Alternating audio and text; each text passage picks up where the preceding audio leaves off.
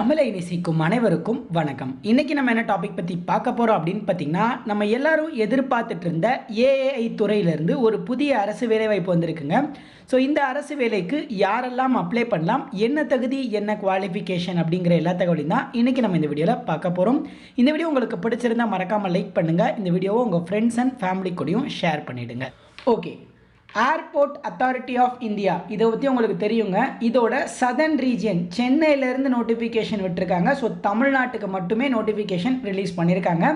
Apply பண்ணுறதும் தமிழ்நாட்டை சார்ந்தவங்க மட்டும்தாங்க அப்ளை பண்ண முடியும். சதர்ன் ரீஜியனில் இருக்கவங்க தான் அப்ளை பண்ண முடியும்னு சொல்லியிருக்காங்க. அதே மாதிரி போஸ்டிங்ஸும் உங்களுக்கு தமிழ்நாட்டில் தான் இருக்க போகுது. நம்மக்கிட்ட இன்னொரு டெலகிராம் சேனல் இருக்குது. அதோட லிங்க்கை நான் கீழே டிஸ்கிரிப்ஷனில் கொடுக்குறேன். அதில் பார்த்தீங்கன்னா இந்த மாதிரி பல விதமான கவர்மெண்ட் அண்ட் ப்ரைவேட் ஜாபோட அப்டேட்ஸ் கொடுத்துட்டு இருக்கோம். டிஸ்கிரிப்ஷனில் லிங்க் இருக்குங்க, மறக்காமல் நீங்கள் முடிஞ்சால் அங்கேயும் ஜாயின் பண்ணிக்கோங்க. உங்களுக்கு ரொம்பவே யூஸ்ஃபுல்லாக இருக்கும். இந்த போஸ்டிங்ஸை பொறுத்தளவுக்கு அப்ளிகன்ஸ் இன்வைட் ஃப்ரம் யார் யார்கிட்ட இருந்துன்னா டாமிசில் ஆஃப் தமிழ்நாடு அப்படின்னு கொடுத்துருக்காங்க. அதாவது தமிழ்நாடு இருப்பிடமாக இருக்கிறவங்க, தமிழ்நாட்டில் நீங்கள் நேட்டிவிட்டி சர்டிஃபிகேட் வச்சுருக்கவங்க மட்டும்தான் இதுக்கு அப்ளை பண்ண முடியும். இப்போது என்னென்ன போஸ்டிங்ஸ் அப்படின்னு பார்த்தீங்கன்னா, ஜூனியர் அசிஸ்டண்ட் அப்படின்னு ஒரு போஸ்டிங் கொடுக்குறாங்க ஃபயர் சர்வீஸில். அடுத்து அதே ஜூனியர் அசிஸ்டண்ட் போஸ்டிங் ஆஃபீஸில் கொடுக்குறாங்க. ஃபயர் சர்வீஸ்க்கு 73 வேக்கன்சியும் ஆஃபீஸ்க்கு 2 வேக்கன்சியும் இருக்குங்க. அடுத்து இதே மாதிரியே சீனியர் அசிஸ்டண்ட் எலக்ட்ரானிக்ஸில் ஒரு 25 வேக்கன்சியும், சீனியர் அசிஸ்டண்ட் அக்கௌண்ட்ஸில் ஒரு 19 வேக்கன்சியும் கொடுத்துருக்காங்க. இப்போ அடுத்து இம்பார்ட்டன்ட் டேட்ஸ் அப்படின்னு பார்த்தீங்கன்னா, ஸ்டார்டிங் டேட்டை பொறுத்தளவுக்கு 27/12/2023 நீங்கள் ஆன்லைனில் அப்ளை பண்ணலான்னு சொல்லியிருக்காங்க. இன்னும் உங்களுக்கு ஒரு வாரம் ஆன்லைனில் அப்ளை பண்ணுறதுக்கே டைம் இருக்குங்க. அதுக்கப்புறம் தான் நீங்கள் அப்ளை பண்ண முடியும். லாஸ்ட் டேட் அடுத்த மாதம் 26ஆம் தேதி வரைக்கும் கொடுத்துருக்காங்க. ஆன்லைனில் அப்ளை பண்ணுற வீடியோ நம்மளுடைய இன்னொரு சேனலில் கூடிய விரைவில் போட்டுடலாம். ஸோ இதில் பார்த்தீங்க அப்படின்னா உங்களுக்கு அப்ளிகேஷன் ஃபீஸு அதர் டீட்டெயில்ஸ் எல்லாம் கொடுத்துருக்காங்க. ஃபஸ்ட்டு எமால்மெண்ட்ஸுங்க.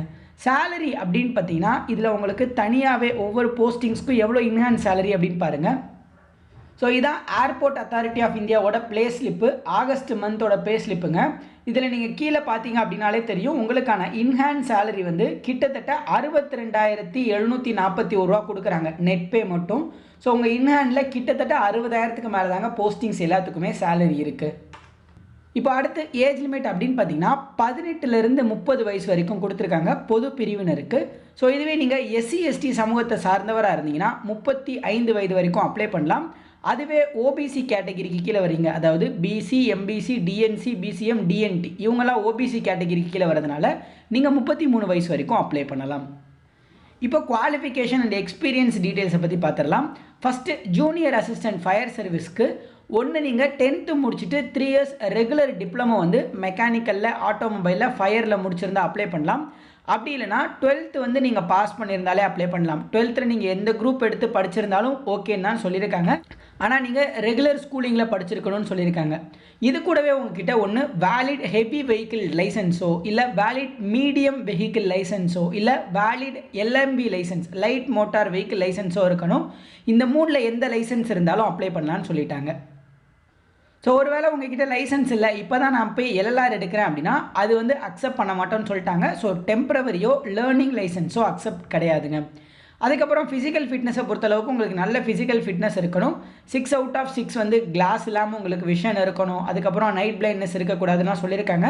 அதே மாதிரி ஹைட்டை பொறுத்தளவுக்கு மென்னாக இருந்தால் 167 இருக்கணும், உமனாக இருந்தால் 157 சென்டிமீட்டர் ஹைட் இருக்கணுங்க. அடுத்து செஸ்ட்டு மேலுக்கு மட்டும் கொடுத்துருக்காங்க. ஆண்களுக்கு 81 நார்மலாகவும் எக்ஸ்பேண்ட் ஆகும் பொழுது 86 இருக்கணும்னு சொல்லியிருக்காங்க. அதே மாதிரி வெயிட் 55 கிலோ இருக்கணுங்க ஆண்கள். பெண்கள் அதே மாதிரி பார்த்தீங்கன்னா வெயிட் 45 கிலோ இருக்கணும்.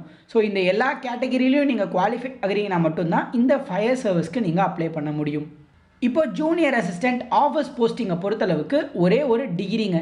ஏதாச்சும் ஒரு டிகிரி முடித்தவங்க இந்த ஜூனியர் அசிஸ்டண்ட் ஆஃபீஸ் போஸ்டிங்ஸ்க்கு தாராளமாக அப்ளை பண்ணலாம். அடுத்து சீனியர் அசிஸ்டண்ட் அக்கௌண்ட்ஸ் எலக்ட்ரானிக்ஸில் கொடுத்துருக்காங்க இல்லையா. எலக்ட்ரானிக்ஸை பொறுத்தளவுக்கு டிப்ளமோ இன் எலக்ட்ரானிக்ஸ், டெலகம்யூனிகேஷன், ரேடியோ இன்ஜினியரிங்கில் முடிச்சுட்டு 2 வருஷம் கன்சர்ன் டிசிப்ளினில் ஏதாச்சும் ஒரு ரெப்யூட்டட் கம்பெனியில் உங்களுக்கு எக்ஸ்பீரியன்ஸ் இருந்துச்சுன்னா அப்ளை பண்ணலான்னு சொல்லியிருக்காங்க. ப்ரைவேட் கம்பெனியில் எக்ஸ்பீரியன்ஸ் இருந்துச்சுனாலும் நீங்கள் அப்ளை பண்ணிக்கலாம். அதே மாதிரி தான் சீனியர் அசிஸ்டண்ட் அக்கௌண்ட்ஸுக்கும் அதே மாதிரி நீங்கள் கிராஜுவேட் முடிச்சிருக்கணும். ஏதாச்சும் ஒரு டிகிரி முடிச்சிருந்தாலும் அப்ளை பண்ணலாம். ப்ரிஃபரபிளி பிகாம் முடிச்சிருந்தீங்கன்னா ப்ரிஃபரன்ஸ் இருக்குது அப்படின்னு சொல்லியிருக்காங்க.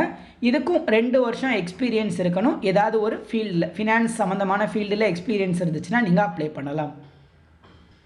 இப்போ செலெக்ஷன் அப்படின்னு பார்த்தீங்கன்னா எல்லா போஸ்டிங்ஸ்க்குமே ஒரு கம்ப்யூட்டர் பேஸ்டு எக்ஸாமினேஷன் இருக்குது. அதற்கான சிலபஸ் எல்லாத்தையும் பிடிஎஃப்ல அட்டாச் பண்ணியிருக்காங்க. டிஸ்கிரிப்ஷனில் லிங்க் இருக்குது, செக் பண்ணிக்கோங்க. ஸோ இது இந்த ஃபயர் சர்வீஸ்க்கு மட்டும் உங்களுக்கு ஃபிசிக்கல் டெஸ்ட் இருக்குங்க, ஃபிசிக்கல் ஃபிட்னஸ் டெஸ்ட் இருக்குதுன்னு சொல்லியிருக்காங்க. அதை தவிர மற்றதுக்கு எல்லாத்துக்குமே ஒரே ஒரு சிபிடி எக்ஸாமு முடிஞ்சதுக்கப்புறம் ஒரு கம்ப்யூட்டர் லிட்ரஸி டெஸ்ட், அதாவது கம்ப்யூட்டர் உங்களுக்கு ஆப்ரேட் பண்ண தெரியுமா அப்படிங்கிற ஒரு எக்ஸாம் மட்டும் வைக்கிறதா சொல்லியிருக்காங்க.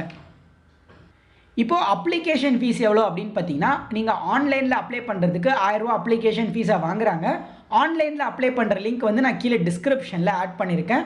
இதில் பார்த்தீங்கன்னா உமன் எஸ்சி/எஸ்டி கேண்டிடேட்ஸ், அதாவது பெண்கள் எஸ்சி/எஸ்டி கேண்டிடேட்ஸ்க்கு ஃபீஸ் கிடையாது.